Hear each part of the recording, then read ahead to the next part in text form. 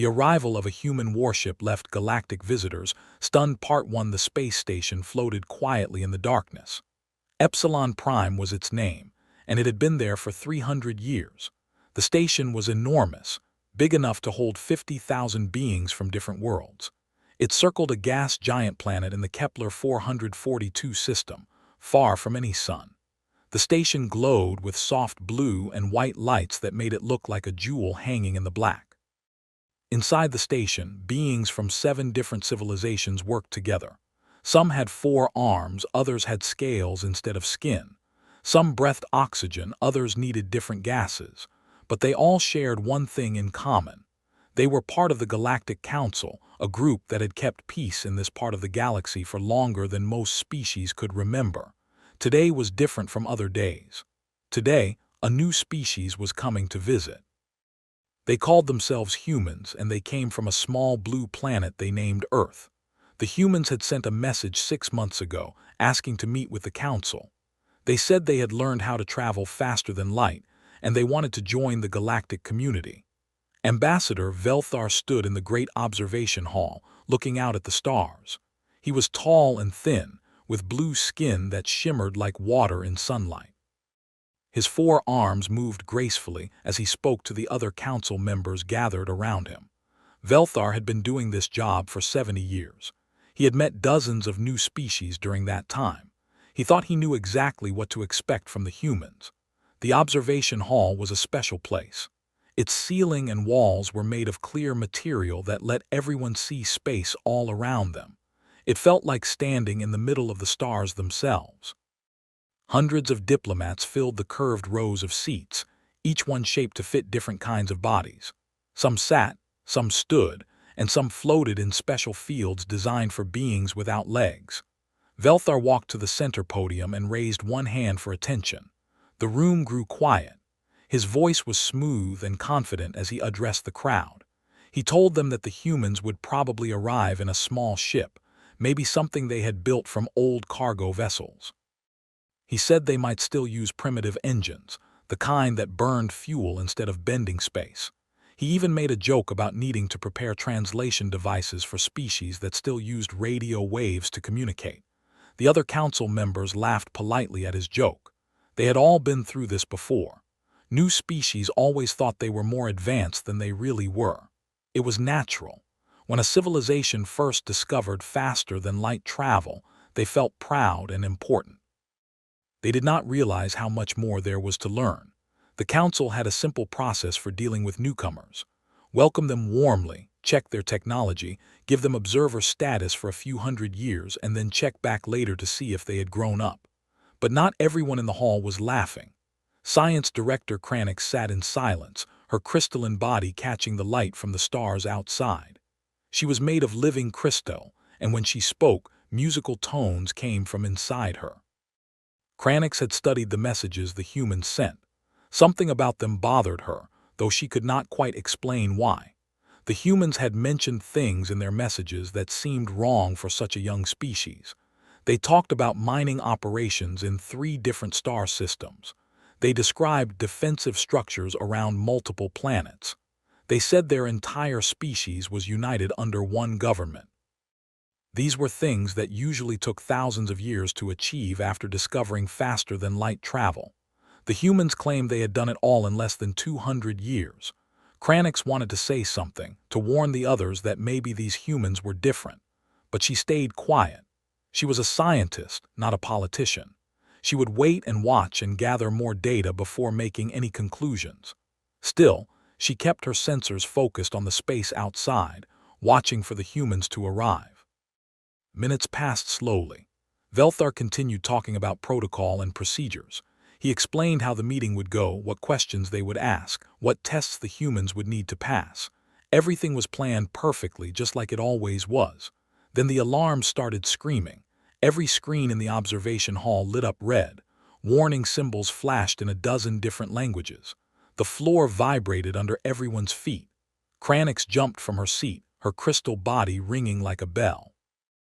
Velthar stopped talking mid-sentence, his 4 arms frozen in place. The main display showed space at the edge of the star system. Something was happening there, something that made the sensors go crazy. Reality itself seemed to be tearing open. Space twisted and bent in ways that should not be possible. Waves of gravity rippled outward from the distortion, strong enough that the station's shields activated automatically to protect everyone inside. A young officer from the Arxian military rushed to Velthar's side. His voice shook as he reported what the sensors were detecting. The readings made no sense. The energy signature was massive, bigger than anything in their records. The spatial distortion was unlike any known faster-than-light drive. It was not a wormhole. It was not a dimensional fold. It was not a quantum tunnel. It was something completely new. The distortion grew larger and brighter. It looked like a wound in space itself, bleeding light and energy. Then, with a flash that made everyone shield their eyes, something came through. The human ship emerged from the tier in space. The observation hall went completely silent. Not a single being made a sound. Everyone stared at the ship on the displays, unable to believe what they were seeing. The ship was huge. Velthar had expected something maybe 200 meters long, about the size of a standard diplomatic vessel. This ship was over 3 kilometers from front to back. It was bigger than some of the space stations orbiting Council worlds. The hull was dark gray, almost black, and covered in thick plates of armor that overlapped like scales on a reptile. The surface was not smooth and elegant like Council ships. It looked rough and brutal, built to take damage and keep going. Massive engines glowed at the back of the ship, burning with blue-white fire that seemed barely contained. The power output from those engines made the station's sensors struggle to measure it accurately. All along the hull, weapon ports sat ready, hundreds of them. Small turrets, medium cannons, and huge railgun batteries that looked like they could punch holes through moons. The ship did not look like an explorer or a diplomatic vessel. It looked like it was built for one purpose and one purpose only: war. Velthar felt his confident smile disappear from his face. His forearms hung limply at his sides. He looked at his military advisors, beings who had fought in actual battles long ago. One of them, an old veteran with scars across his scaled face, whispered a single word that made Velthar's blood run cold: Dreadnought. The word spread through the observation hall like fire. Beings started talking all at once, their voices rising in confusion and fear. Diplomats demanded explanations. Military observers rushed to their stations to run deeper scans. Scientists like Kranix began analyzing every piece of data they could gather. Kranix worked quickly, her crystal fingers moving across her control panel. The data that came back made her vibrate with surprise. The ship's power signature was off the scale. The shields around the hull rippled with multiple layers of protection, each one strong enough to stop weapons fire that would destroy lesser vessels. The hull itself was made from materials that should not exist according to known physics. Somehow the humans had created alloys that were locked at the quantum level, making them incredibly strong and resistant to damage. And the weapons. Oh, the weapons. Every single one of them was active and fully charged. The targeting systems were online. The reactors feeding the weapons were running hot. This ship had not powered down its weapons to appear peaceful. It had arrived ready to fight. A junior officer suggested that maybe the humans had stolen this technology from another civilization. Maybe they had found an abandoned ship and claimed it as their own. Kranix dismissed this idea immediately. She had been studying alien technology for over 100 years. Every species had a unique way of building things, a style that reflected how they thought and what they valued. This ship was absolutely human in design. She could see it in every detail. The design was practical and straightforward. There were no decorations, no wasted space, nothing that did not serve a purpose. Everything was built with redundancy in mind. If one system failed, another would take its place. If the armor was breached in one section, sealed doors would protect the rest of the ship. The whole vessel screamed one message over and over: survival. The humans had built this ship to survive anything the universe could throw at it. Velthar tried to get control of the situation. He raised his hands and called for quiet. His voice was not as steady as before, but he managed to sound calm. He told the communications officer to hail the human ship using standard diplomatic protocols. He wanted to find out who these humans really were and why they came in such a terrifying vessel. The response came back almost instantly. The communication system crackled to life, and a human voice filled the observation hall. The voice was deep and controlled, speaking perfect galactic standard without any accent or hesitation. The pronunciation was flawless. These humans had studied the language carefully before coming. The voice introduced itself as Captain Greg Morrison, commander of the UNS Defiant. He apologized for any alarm their arrival might have caused. He explained that their faster-than-light drive created unusual spatial distortions, and they were working on making it quieter. He requested permission to dock at the station so that he and his delegation could meet with the council in person. The captain's voice was polite and professional. He did not sound threatening at all, but the words he used made everyone in the hall pause and think. He called the Defiant humanity's flagship. If this monster was their flagship, their most important ship, what else did the humans have? How many more ships like this were out there? How big was humanity's fleet? Another voice joined the transmission. This one was female, higher in pitch, and filled with excitement. She introduced herself as Dr. Lisa Hoffman, the chief science officer aboard the Defiant. She sounded genuinely happy to be there, almost like a child visiting somewhere new for the first time. She talked about how thrilled she was to meet other intelligent species and how much she hoped to learn from them. She offered to share preliminary data about human culture and science. The contrast was strange and unsettling. Here was this massive warship, bristling with enough weapons to destroy a small fleet, and the humans inside it sounded friendly and eager to make friends. It was like watching a predator smile and offer a handshake. Maybe the smile was genuine, but you could not forget about the teeth. Velthar looked around the observation hall. He saw fear on many faces. He saw confusion on others. His military advisors were already making calculations, probably figuring out how many council ships it would take to stop the Defiant if things went wrong. He knew he had to make a decision quickly. He took a deep breath and granted the humans permission to dock. But he added a condition. The station's defensive systems would remain on alert, just in case. Captain Morrison agreed without hesitation, as if he expected nothing less. The Defiant began moving toward the station. Despite its enormous size, the ship moved with surprising grace. The engines pulsed in careful bursts, adjusting the trajectory with precision. The ship rotated slowly, lining itself up with the largest docking bay on the station. That bay had been built to handle the biggest vessels in the Council fleet, massive cargo ships and military cruisers. The Defiant barely fit inside it. As the ship approached, everyone could see more details on the hull. There were markings in human writing, symbols and numbers that meant nothing to the Council members. There were scorch marks too, places where the armor had been damaged and repaired. This ship had seen combat before. It had fought and survived. The docking process took 20 minutes. The Defiant moved slowly and carefully, using small thruster bursts to position itself exactly right. When the ship finally settled into place and the docking clamps locked on, a collective sigh of relief went through the observation hall.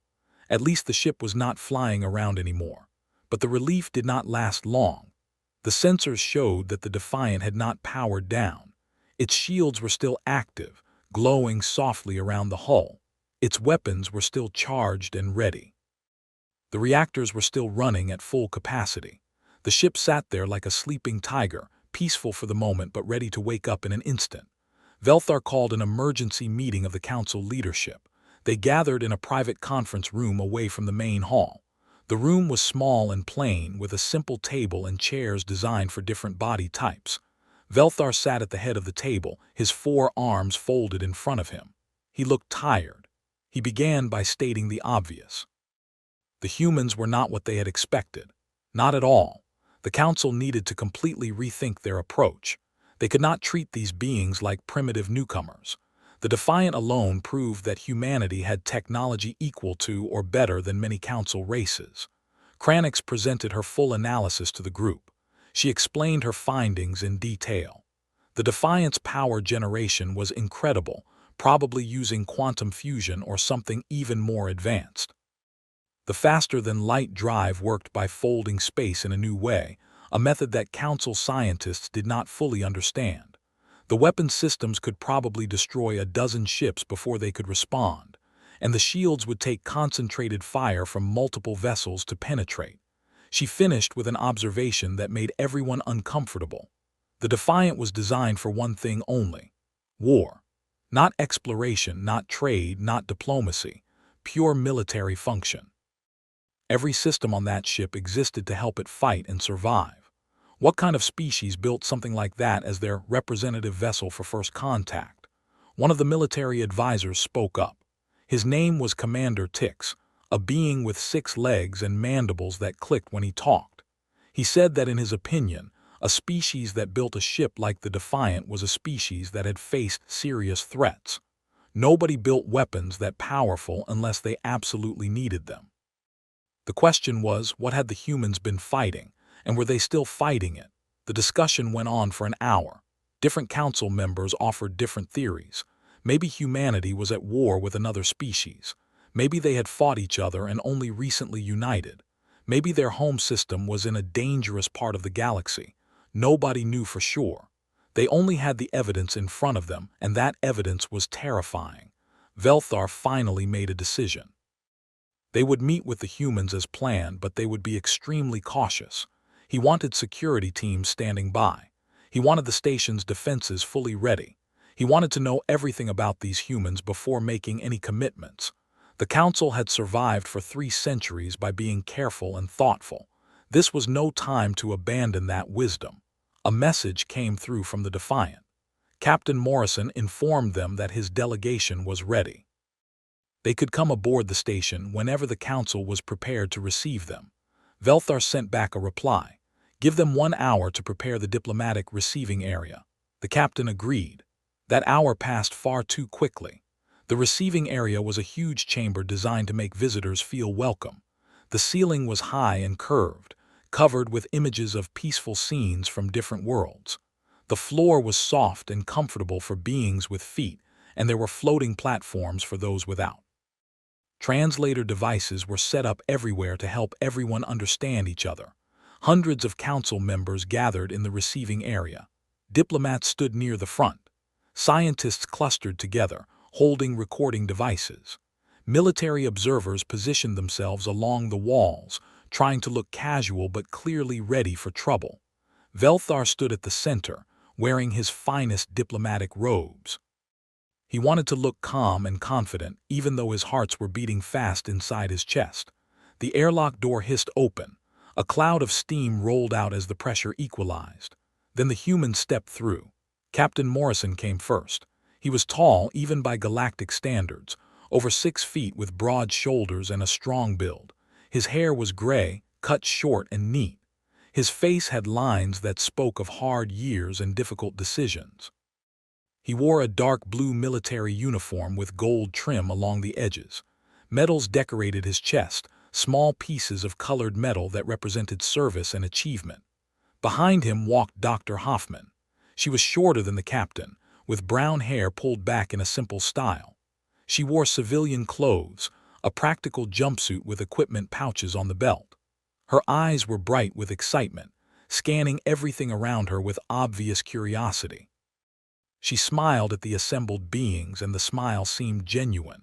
6 more humans followed them through the airlock. All wore matching military uniforms like the captain. They moved in a coordinated way, their eyes constantly scanning the room. These were not nervous explorers. These were trained soldiers, professionals who knew how to assess threats and react quickly. One of the soldiers was particularly alert. His name tag read Sullivan, and his role on the ship was weapons officer. His eyes never stopped moving, cataloging every detail of the receiving area. He noted the positions of the exits, the locations of the military observers, the types of equipment visible. His right hand stayed close to his belt, where a small device probably served as a weapon or communicator. Captain Morrison walked forward with confident steps. He approached Velthar directly, stopping at a respectful distance. Then he extended his right hand, palm open, fingers together. This was a human gesture called a handshake, a way of greeting that showed trust because it left both parties vulnerable for a moment. Velthar had researched this custom. He reached out with one of his four hands and grasped the captain's hand. Morrison's grip was firm and steady, not too strong but not weak either. It was the grip of someone who was confident but not arrogant. They shook hands twice, then released. The gesture was simple, but it broke the ice. The formal introductions could begin. Morrison spoke first. His voice was the same one they had heard over the communications system, deep and controlled. He thanked the council for agreeing to meet with humanity. He expressed hope that this meeting would be the start of a long and beneficial relationship between their peoples. He introduced each member of his delegation by name and role. Dr. Hoffman stepped forward when her name was called. She practically bounced with enthusiasm as she greeted the council. She started asking questions immediately. What species were represented here? How long had the council existed? What were the main areas of scientific research? Her genuine curiosity was infectious. Some of the council members found themselves smiling despite their nervousness. The formal greetings continued for several minutes. Each human was introduced. Each council leader offered words of welcome. The translator devices worked perfectly, converting human speech into dozens of different languages and vice versa. Everything was polite and diplomatic and completely surface level. Nobody mentioned the enormous warship docked just a few hundred meters away. Finally, Velthar could not avoid the subject any longer. He brought it up as delicately as possible. He commented on the impressive vessel that had brought the humans to the station. He said it was certainly one of the most remarkable ships he had seen in his long career. He asked, in a roundabout way, why humanity chose to send such a powerful military vessel for a diplomatic mission. Captain Morrison did not dodge the question. His answer was direct and honest. He acknowledged that the Defiant was indeed a military vessel, one of 12 in humanity's current deep space fleet. He explained that humans took security seriously, especially when traveling to unknown situations. He said that the Defiant represented humanity's commitment to being able to defend themselves and their allies. Then Morrison said something that made everyone pay close attention. He said that humanity's focus on military capability was a direct result of their history. When Velthar asked what he meant by that, Morrison paused. He looked at Dr. Hoffman. She gave him a small nod. Then the captain began to tell humanity's story. He described Earth as a beautiful world, filled with life and diversity. But he also described it as a violent world, where species competed for survival and resources were limited. Humanity evolved in that harsh environment. They were not the strongest creatures on their planet. They were not the fastest or the most numerous. They survived through intelligence, cooperation, and endurance. Morrison talked about human history with brutal honesty. He did not hide the wars, the conflicts, the mistakes. He described how humans had fought each other for thousands of years over land, resources, beliefs, and pride. He talked about weapons of terrible power, bombs that could destroy entire cities in seconds. He described how humanity had come close to wiping itself out more than once. But he also talked about how humanity had learned from those mistakes. Slowly, painfully, over many generations, humans had started to work together instead of against each other. They built international organizations. They created laws and agreements. They began to see themselves as one species instead of many separate tribes. Then Morrison reached the turning point in human history. 150 years ago, human scientists detected strange signals from deep space. These were not messages or attempts at communication. They were energy signatures, the kind produced by weapons fire and exploding ships. Somewhere out in the galaxy, there was violence happening on a massive scale. That discovery changed everything for humanity. In one moment, they realized they were not alone in the universe. In the next moment, they realized the universe was dangerous. Whatever was happening out there in the dark, it was not peaceful exploration or friendly contact. It was war. The realization unified Earth in a way nothing else ever had. The old conflicts suddenly seemed small and petty. If there were other beings out there, and if those beings were fighting wars in space, then humanity needed to be ready. They needed to be able to defend themselves. They needed to reach the stars before the stars came to them. Morrison described how humanity threw all of their resources into space technology. Nations that had been enemies started working together. Scientists shared their research freely. Engineers built ships and stations as fast as they could. The entire species focused on one goal: get to space, learn to travel between stars, be ready for whatever was out there. Humanity achieved faster than light travel in just 40 years. Most species took centuries to reach that point, but humans were driven by fear and determination in equal measure. They succeeded through sheer force of will and cooperation. The captain's voice grew quieter as he described humanity's first expedition beyond their solar system. They sent 3 ships to explore a nearby star. The mission was supposed to be safe, just a quick survey to test their new drives and gather data. Instead, they found something that validated their worst fears: an automated weapons platform, a machine left behind by some ancient civilization, still active and still following its programming. When the human ships came close, the platform attacked without warning. 2 ships were destroyed in seconds. The third barely escaped, carrying the survivors and the terrible knowledge that the galaxy was exactly as dangerous as they had feared. 43 humans died in that attack. 43 people who had volunteered to explore the unknown, who had believed they were opening a new chapter in human history. Their deaths were mourned across Earth, but their sacrifice also reinforced humanity's resolve. They had been right to build defenses. They had been right to be careful. The galaxy was beautiful and wondrous, but it was also deadly. Morrison finished his story and looked around the receiving area. The council members stared back at him in silence. They were processing what they had heard, trying to understand this species that had developed so differently from their own. The silence stretched on. Finally, one of the council members spoke. She was a Lumari, a being from a pacifist species that had not fought a war in over 2,000 years. Her voice was soft and musical, but her question was sharp. She asked why the council should welcome a species that seemed to see violence and threat everywhere they looked. She asked if humans could ever truly be peaceful, or if they would bring their conflicts into the galactic community. Dr. Hoffman stood up to answer. Her enthusiasm was gone now, replaced by serious conviction. She spoke about humanity's desire for peace, their hope for cooperation. She explained that being prepared for violence was not the same as wanting violence. Humans built weapons because they understood the cost of being defenseless. They built shields because they valued life. She argued that humanity could bring valuable perspectives to the council. Their experience with conflict resolution, their ability to adapt quickly, their innovative approaches to problems. These were gifts that could benefit everyone. And if there were still dangers in the galaxy, like that automated weapons platform, then humanity's military capabilities might prove useful in dealing with them. The council members began talking among themselves, debating what they had heard. Some were sympathetic to humanity's story. Others remained skeptical. The receiving area filled with the sound of dozens of different languages and voices all speaking at once. Velthar raised his hands for quiet. He said that the council needed time to discuss this properly.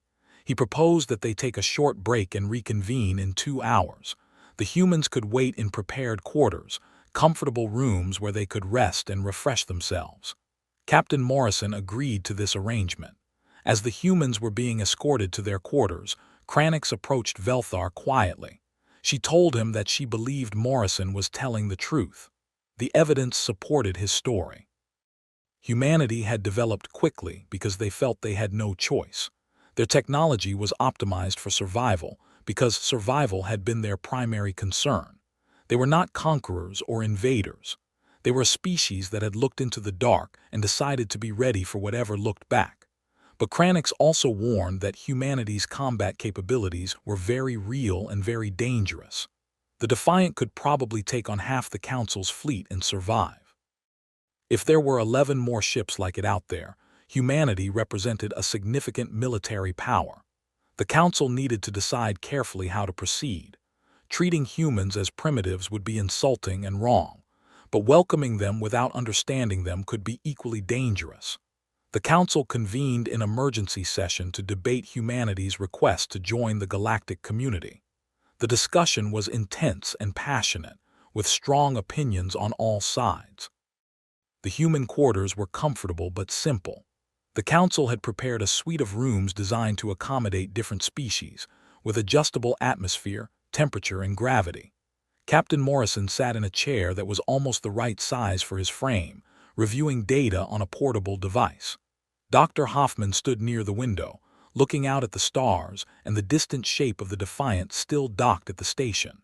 Lieutenant Commander Jake Sullivan paced back and forth near the door. He did not like waiting. He did not like being separated from the ship. Most of all, he did not like the way some of the council members had looked at them. Fear and suspicion were dangerous emotions, especially when combined with superior numbers. Sullivan stopped pacing and turned to the captain. He asked if Morrison thought the council would accept them or send them away. His voice was quiet but tense. Morrison looked up from his device and considered the question carefully before answering. The captain said he honestly did not know. The council seemed divided. Some members appeared genuinely interested in humanity.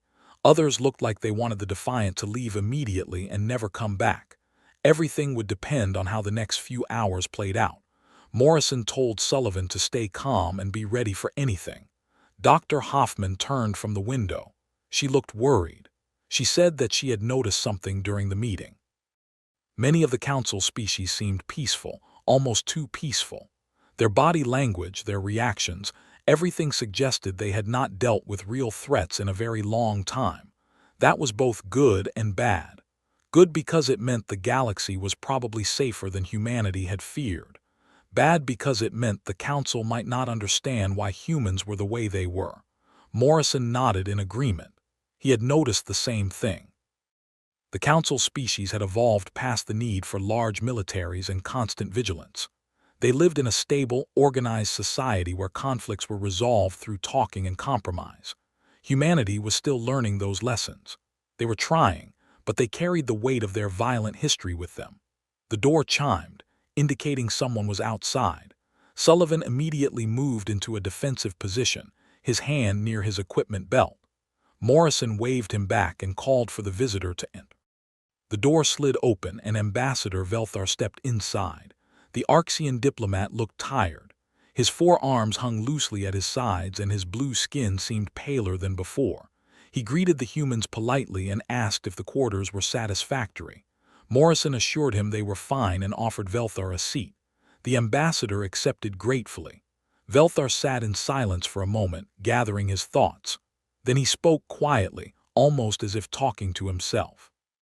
He said that in 70 years of diplomatic service, he had never been so completely wrong about a first contact situation. He had expected primitive beings in a converted cargo ship. Instead, he got a civilization that could probably conquer half the council if they wanted to. Morrison started to respond, but Velthar held up a hand. The ambassador continued speaking. He said he was not accusing humans of wanting to conquer anyone. He was simply stating a fact. The Defiant represented power on a scale that most council species had not needed to think about for centuries. That power made the council nervous. But Velthar said he had come to the human quarters because he wanted to understand. The story Morrison told in the receiving area had been shocking, but it also made sense. He wanted to know more. He wanted to understand what shaped humanity into what they were today. Only by understanding could the council make a fair decision.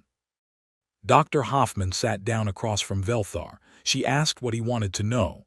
The ambassador thought for a moment, then asked a simple question. What was Earth like? Not the technical details or the statistics. What was it like to live there? What did humans value? What made them happy or sad? Hoffman smiled. This was the kind of question she loved. She described Earth as a world of incredible beauty and terrible harshness. She talked about blue oceans that covered most of the planet, green forests filled with millions of species, mountains that reached up to touch the sky. She described the way sunlight looked filtering through water, the sound of wind in the trees, the smell of rain on dry ground. But she also talked about the challenges. Earth had extreme weather, earthquakes, volcanoes, storms that could destroy entire cities. Resources were limited, and different groups of humans competed for them. Disease and famine killed millions throughout history. Earth was a planet that tested its inhabitants constantly. Humans evolved to survive those tests, Hoffman explained. They learned to work together in groups because alone they would die. They developed tools and technology because they lacked natural weapons like claws or fangs. They became persistent and adaptable because the environment kept changing. Humanity was shaped by Earth, and Earth was not a gentle teacher. Velthar listened carefully. He asked about human culture. What did they create? What did they celebrate? Hoffman's eyes lit up. She talked about human art, music, literature. She described how humans told stories to pass on knowledge and values. She explained how they created beauty even in the midst of hardship, perhaps especially in the midst of hardship. She pulled out her portable device and showed Velthar images. Paintings by human artists, sculptures, photographs of ancient buildings. Music played from the device's speakers, strange and beautiful melodies that the ambassador had never heard before. Velthar found himself moved by what he saw and heard. These humans were not just warriors. They were creators too. Morrison added his own perspective. He said that humans valued family and friendship above almost everything else. They formed deep bonds with each other, sometimes with beings they were not even related to. Those bonds gave them strength and purpose. A human would risk their life to protect someone they cared about. That loyalty was both a strength and sometimes a weakness. Sullivan spoke up for the first time. His voice was rough, less polished than the captain's. He said that humans also valued freedom. They did not like being told what to do or how to live. Throughout their history, they had fought against oppression and tyranny. Sometimes those fights were necessary and just. Sometimes they were misguided. But the desire for freedom and self-determination ran deep in human culture. Velthar absorbed all of this information. He asked about the wars Morrison had mentioned. How had humans finally moved past them? How did a species so prone to conflict manage to unite? Morrison's expression grew serious. He explained that unity did not come easily or quickly. It took generations of work. After the worst of their wars, after seeing the devastation they could cause, humans began to realize that fighting each other was pointless. The real challenges were bigger than any one group or nation. Climate change, resource scarcity, disease, these problems affected everyone. Solving them required cooperation. Slowly, over decades, humans built international institutions. They created rules and laws that everyone agreed to follow. They established trade systems that benefited everyone. When disputes arose, they learned to negotiate and compromise instead of immediately reaching for weapons. It was not perfect. There were still disagreements and tensions, but the trend moved toward cooperation rather than conflict. Then came the detection of those energy signatures from deep space. That discovery accelerated everything. Suddenly, all humans had a common purpose: reach the stars, be ready for whatever was out there. The unity that might have taken centuries happened in just a few decades. Fear was a powerful motivator, but so was hope. The hope of finding other civilizations, of learning they were not alone, of joining something greater than themselves. Velthar sat quietly for a long moment. Then he asked the question that had been bothering him since the Defiant arrived. Why did humanity build such powerful warships if they wanted peace? Why come to a diplomatic meeting in a vessel that could destroy the very station they were visiting? Morrison did not hesitate. He said it was because humanity had learned a hard lesson. Peace was not the natural state of the universe. Peace had to be protected, defended, and sometimes fought for. The Defiant and ships like it existed to make sure that humanity would never be at the mercy of those who preferred violence. The ships were deterrents, warnings, insurance policies. Humanity hoped they would never need to use them in anger, but they would be ready if that day came. He also pointed out that sending the Defiant was a sign of respect. Humanity did not know what the Galactic Council was like. They did not know if the Council was peaceful or hostile. By sending their flagship, they showed that they took this meeting seriously. They came prepared for the worst but hoping for the best. If the Council turned out to be friendly, wonderful. If not, the humans would be able to defend themselves. Velthar understood the logic, but he wondered if the Council would see it the same way. Many Council members saw the Defiant as a threat, not a sign of respect. They feared what humanity might do with all that power. Fear could poison any relationship before it even began. The ambassador stood up slowly. He thanked the humans for their honesty and their time. He said he would share what he learned with the other council leaders. He could not promise anything, but he would do his best to help them understand humanity. Morrison stood and shook Velthar's hand again. The ambassador left, his mind full of new thoughts and questions. After Velthar departed, the three humans sat in silence. Hoffman broke it by saying that she thought the meeting had gone well. Velthar seemed genuinely interested in understanding them. That was a good sign. Sullivan was less optimistic. He pointed out that one sympathetic ambassador did not mean the whole council would vote in their favor. Morrison agreed with both of them. Velthar was an ally, or at least not an enemy, but the final decision would come down to politics and fear. The council would weigh the benefits of accepting humanity against the risks. All the humans could do was wait and hope they had made a good impression. While the humans waited, the council continued their debate. The meeting had moved to a larger chamber where all council members could participate. Hundreds of beings filled the space, representing dozens of species and thousands of worlds. The discussion was heated and passionate. Some members argued that humanity should be rejected outright. They pointed to the Defiant as evidence of a militaristic culture that would disrupt the peace the council had maintained for centuries. They worried that accepting humans would start an arms race, with other species building bigger weapons to match human capabilities. They feared that humanity's violent history would repeat itself on a galactic scale. Other members argued the opposite. They saw humanity's military strength as an asset rather than a threat. The galaxy was vast, and not all of it was mapped or understood. There could be dangers out there that the council had forgotten about or never encountered. Having allies who were prepared for conflict might prove valuable. Moreover, rejecting humanity would make an enemy of a powerful species. Better to bring them into the fold where their actions could be observed and influenced. Science Director Kranix offered a different perspective. She argued that humanity represented a unique opportunity for the Council. Humans had developed technology in ways that were different from Council species. Their approaches to problems were novel and creative. If the Council could establish a partnership with humanity, both sides could learn from each other. The potential for scientific advancement was enormous. She also pointed out that humanity had been honest and transparent. Captain Morrison had not tried to hide their military capabilities or sugarcoat their history. That honesty was worth something.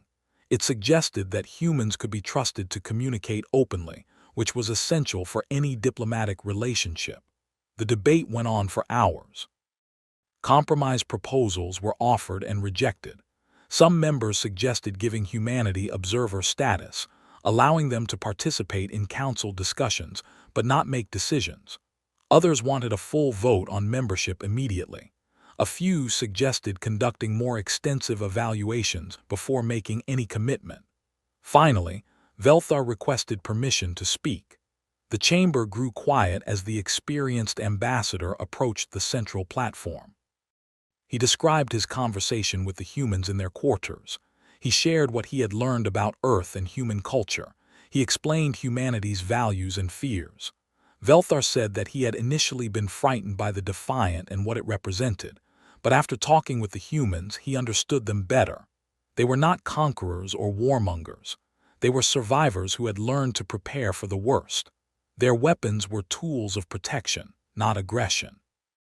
Their unity came from shared purpose, not forced submission. He acknowledged that humanity was different from other council species. They were more recently unified, more focused on defense, more shaped by conflict. But those differences could be strengths rather than weaknesses. Humanity could offer perspectives that the Council lacked. They could help identify and address threats that peaceful species might overlook.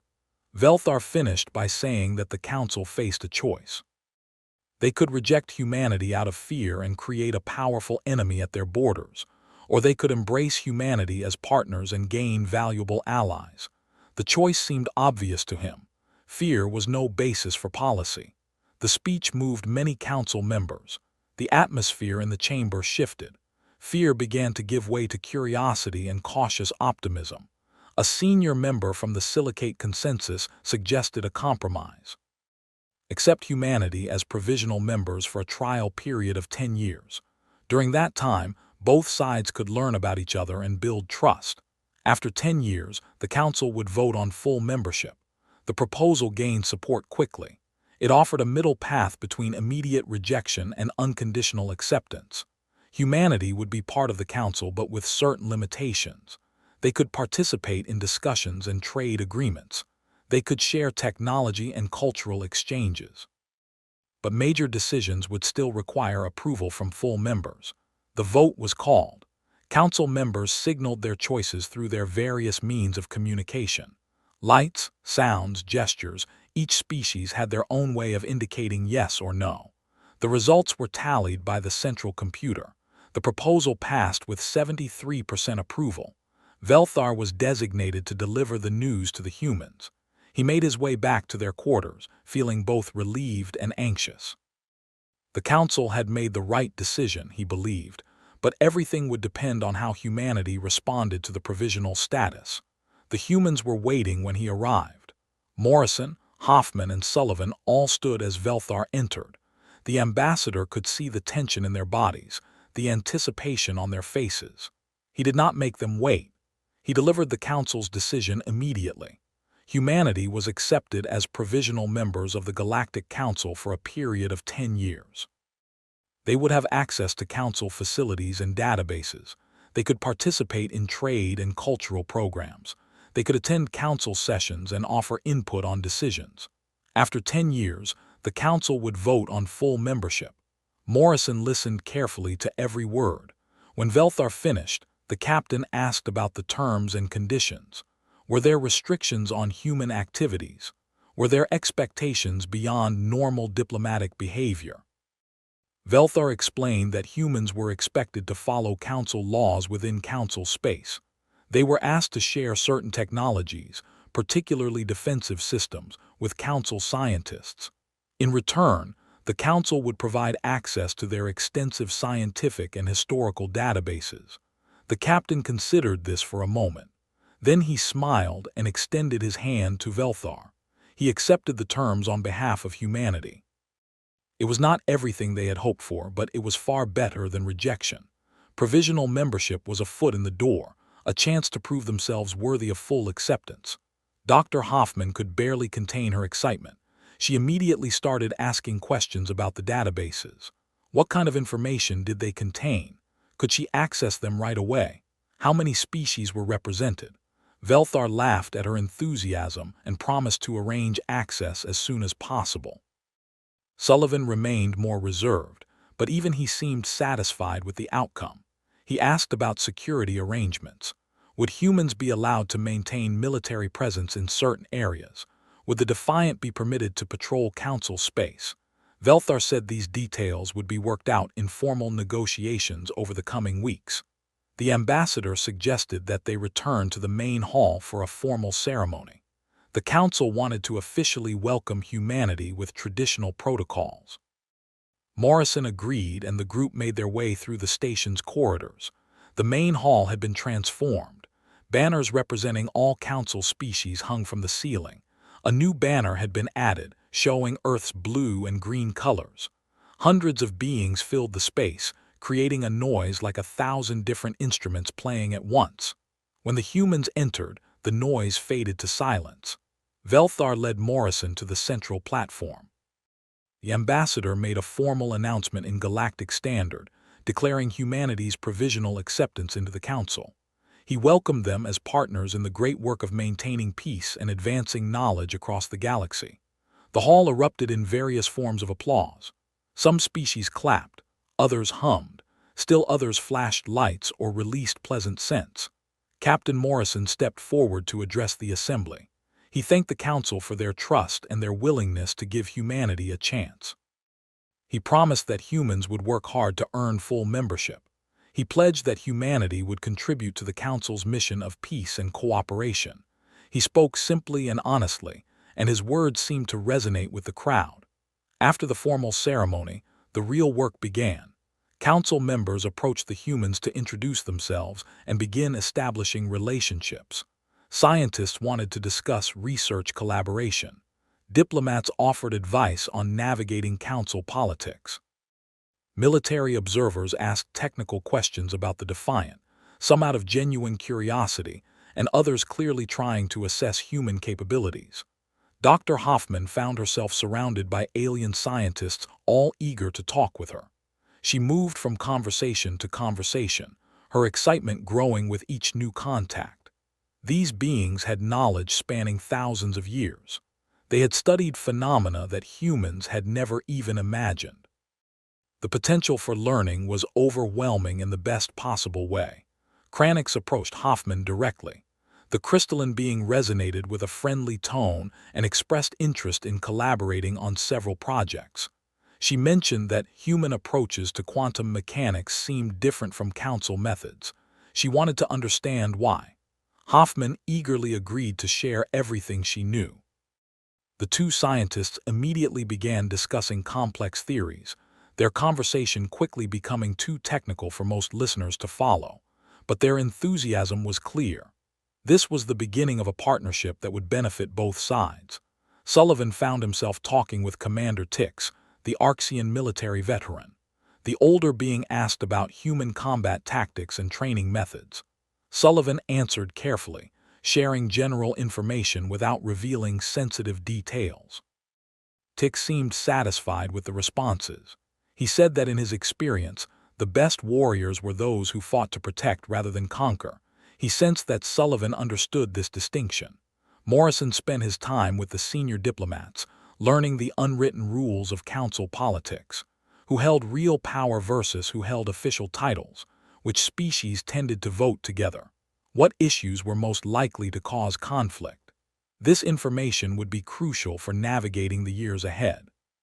The gathering continued for several hours. Food and drink were offered, with stations designed to accommodate different species' dietary needs. The humans tried various alien dishes, some delicious and others barely edible by their standards. Music played, a blend of sounds from different worlds that somehow worked together. As the celebration wound down, Velthar took Morrison aside for a private conversation. They stood near one of the large windows, looking out at the Defiant still docked at the station. The warship's lights glowed in the darkness, a constant reminder of human power. Velthar said that he had a request. He asked if Morrison would consider powering down the Defiant's weapons and shields as a gesture of good faith. The ship had been sitting there fully armed for hours, and it made many council members nervous. If Morrison could show that humans trusted the council enough to lower their guard, it would go a long way toward building relationships. Morrison was quiet for a long moment. He understood what Velthar was asking and why, but he also knew that Sullivan and his security team would not like it. Powering down meant vulnerability. It went against every instinct humans had developed over their history. Finally, Morrison spoke. He said he would power down the weapons systems, but he wanted to keep the shields at minimum strength, just enough to protect against accidents or system failures. It was a compromise, showing trust while maintaining basic safety. Velthar accepted this immediately. Any gesture was better than none. Morrison contacted the Defiant and gave the order. Sullivan protested over the communication channel, arguing that it was too risky. Morrison overruled him.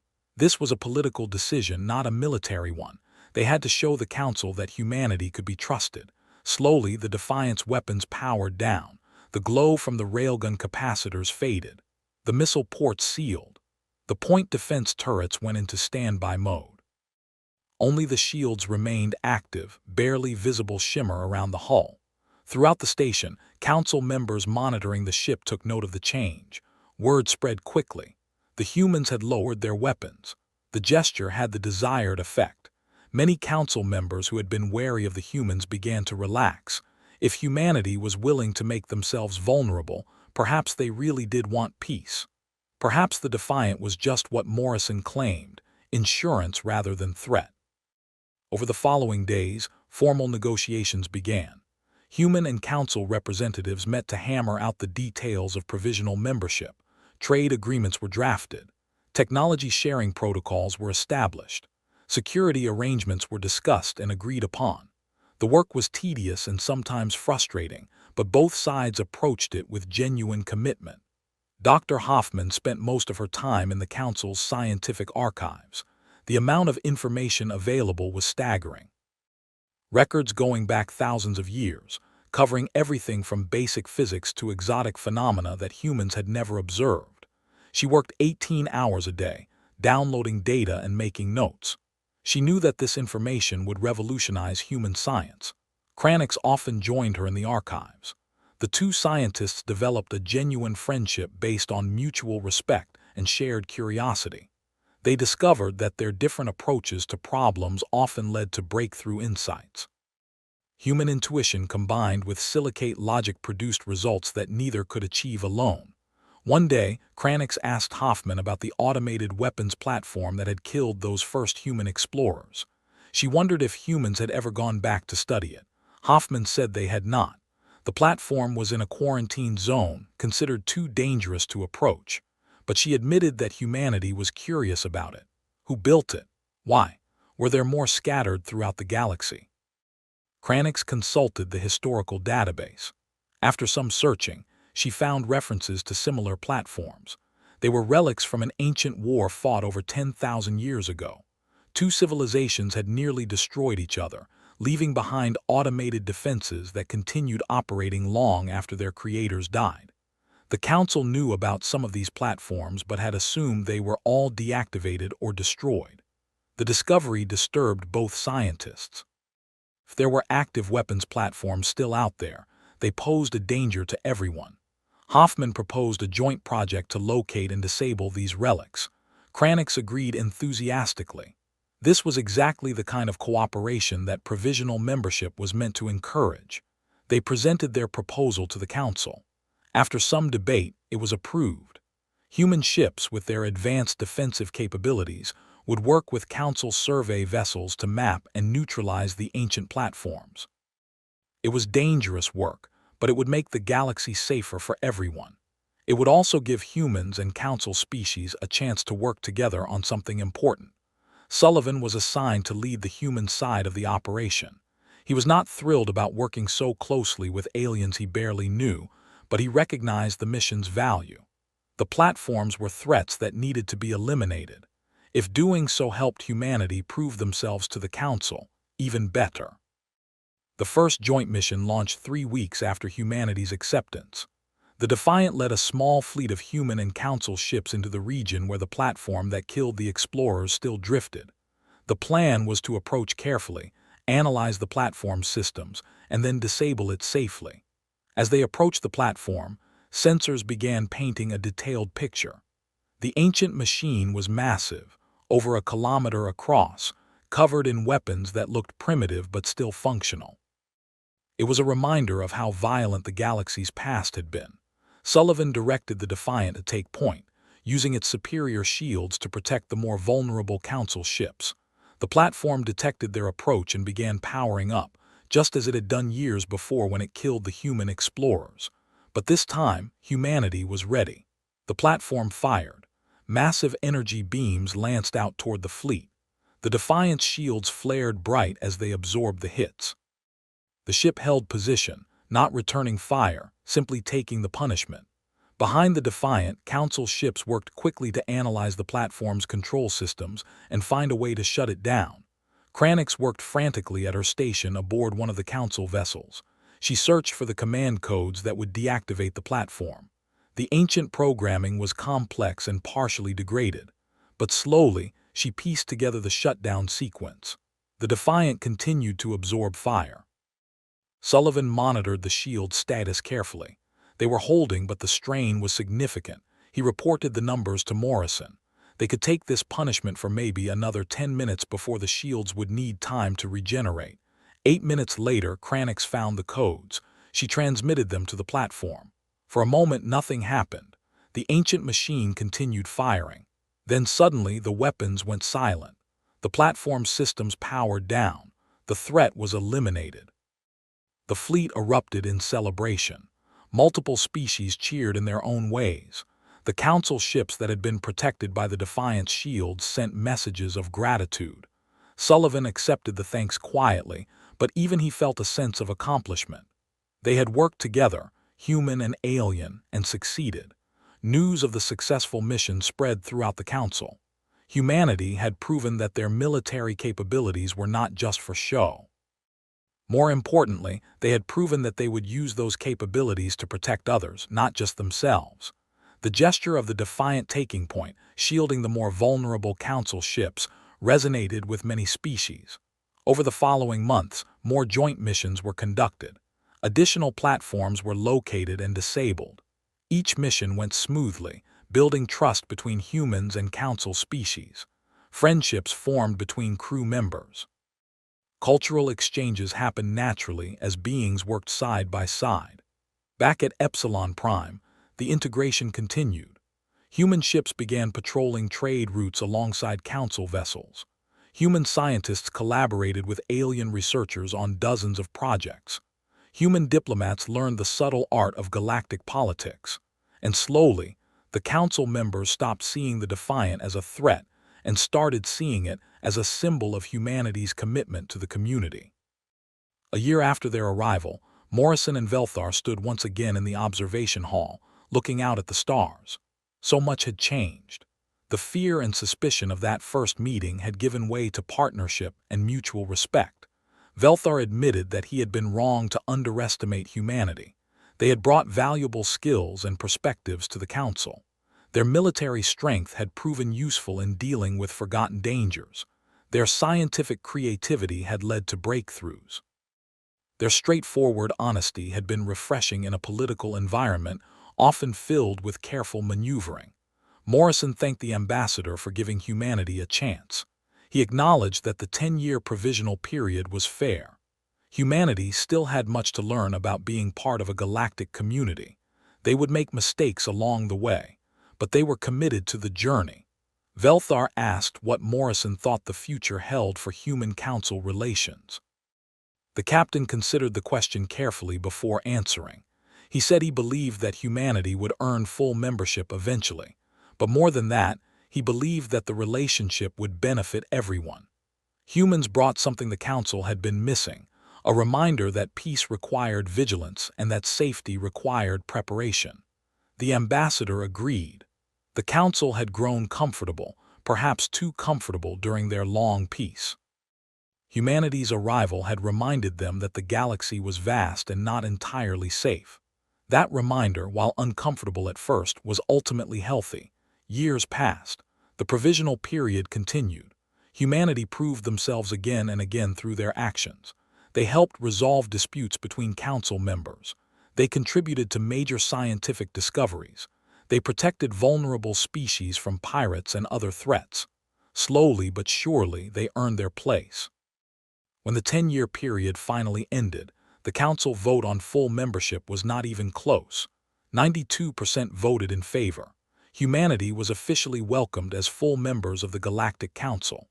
The ceremony was grand and emotional. Beings from across the galaxy celebrated the newest additions to their community. Captain Morrison had retired by then, returning to Earth to spend time with family. But he watched the ceremony from home, feeling proud of what humanity had achieved. They had arrived at Epsilon Prime in a warship that stunned the galaxy. They left as respected partners and valued friends. Dr. Hoffman continued her work with Kranix, now as colleagues and close friends. Their collaboration had produced dozens of important papers and several technological breakthroughs.